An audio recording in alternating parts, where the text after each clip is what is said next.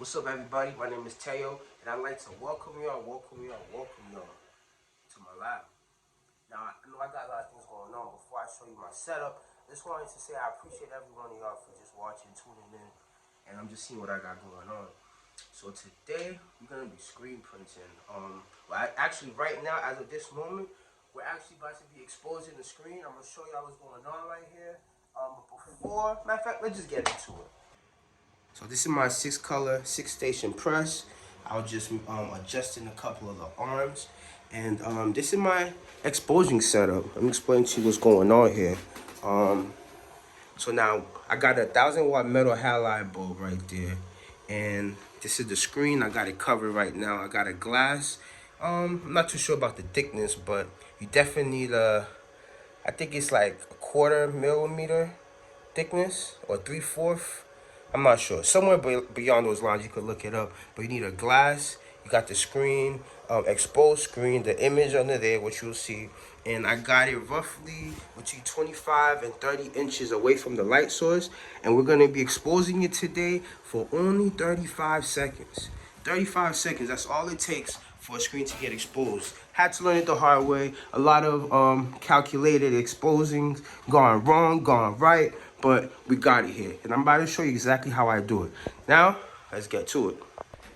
Now what we're gonna do is show the image and, ooh, whoa. First things first, almost messed up already. First things first, we gotta make sure that our dimming options is set to 100%. Because at 50%, it's gonna need a lot more time for it to expose. So we're gonna move this up to 100, and you're gonna see as the light's just gonna get brighter and brighter. Ooh, that's 75 right there. We're gonna take it up to 100. That's 100% brightness right there. We're gonna give it a couple of seconds just for everything to kick in, and then we're gonna start exposing. All right, now that everything's out the way, let's get exposing. Now this is the design right there, and as I said, we're only exposing it for a maximum of 35 to 38 seconds. Anything longer would cause us to risk overexposure, the image coming through very choppy, very bad looking. So 35 seconds to 38 seconds is all we need. Then we're gonna go out and wash it out. Now we're almost approaching that time, so I'm gonna cut it off and get things going. All right, now we're all done.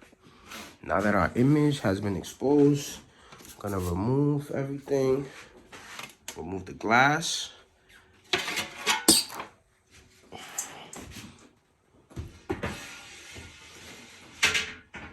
Glass moved. Untape the image to the screen.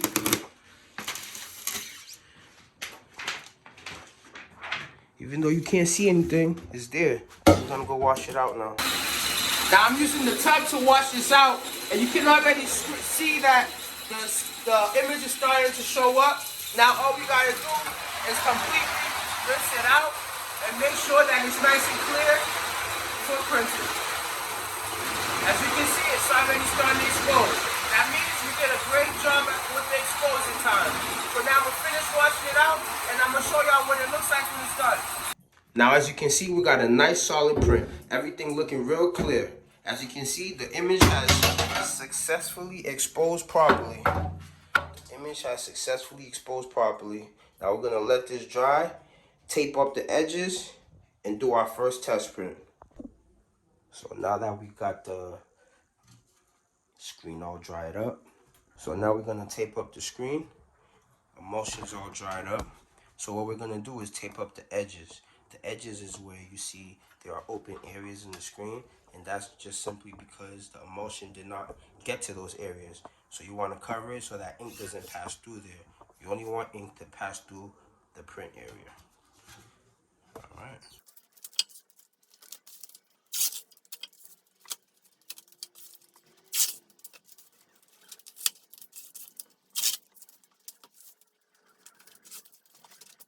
Okay, so it's time for a test print. First, I got my spray adhesive. I ran out of my normal spray adhesive. I usually use some from Commercial Screen Supply, or the other one I threw it away. But these are ideal for flash curing, as you can see right there. Ideal for flash curing. But when we run out, this one just doesn't work just fine. So spray a little bit. So now, put on some gloves. Last time I did this, got really messy. Make sure you have enough ink on the screen. With this one, I know there isn't, so I'm just gonna put in a little bit more.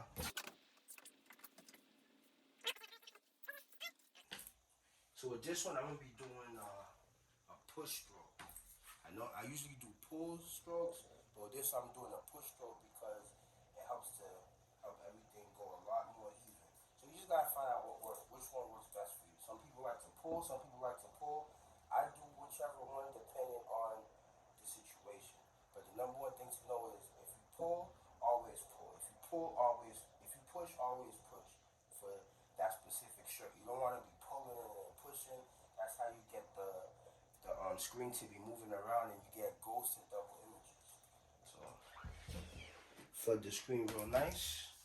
And like I said, I'm doing a push stroke with this one. Apply pressure and push. I like to do 2 before I lift it up. Apply pressure and push. As in anything in life, man. Apply pressure, push, stick to it. So now that's a pretty good for a first print. Excuse me. Now I would not leave it like this because, as you might not be able to see in the screen, there's a lot of little blank spaces. So now you send that to the flash drive for a couple seconds. My flash drive's been running, so it only needs about 5 or 6 seconds, and then you bring it back out and you hit it again with another print.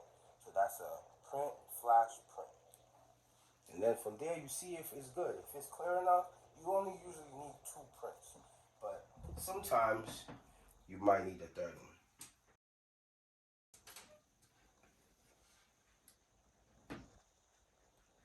Make sure everything's aligned properly. One thing that I am having trouble with, and I can show you guys later, is aligning the screen. For now, thankfully, I can see the image through the screen and to see exactly where it needs to go. So let's go for another print.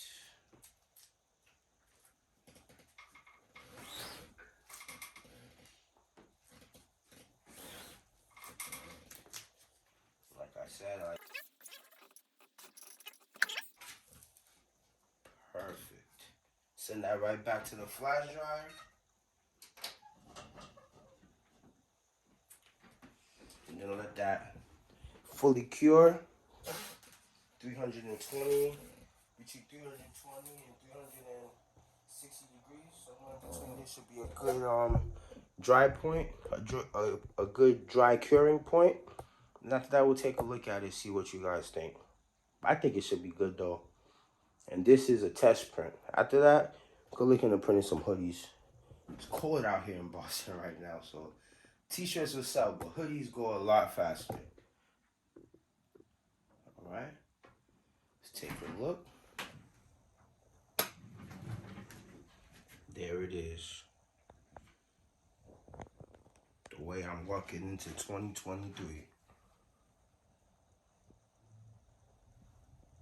Dry to the touch. Looks good.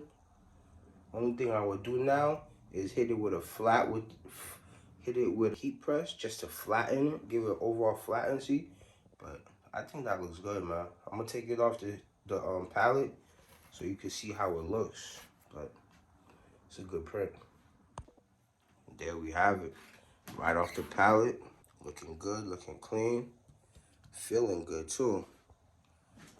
So like I said, only thing I'm planning on doing to this is maybe running through a heat press just to flatten the top, make sure that all the ink is nice and smooth and even.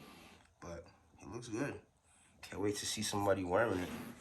Might make one my size, try it on, just to make sure everything's good. Other than that, this is it, man. This is what we're working on. Just screen printing a couple of things that I like to have going on, you know. This is the lab.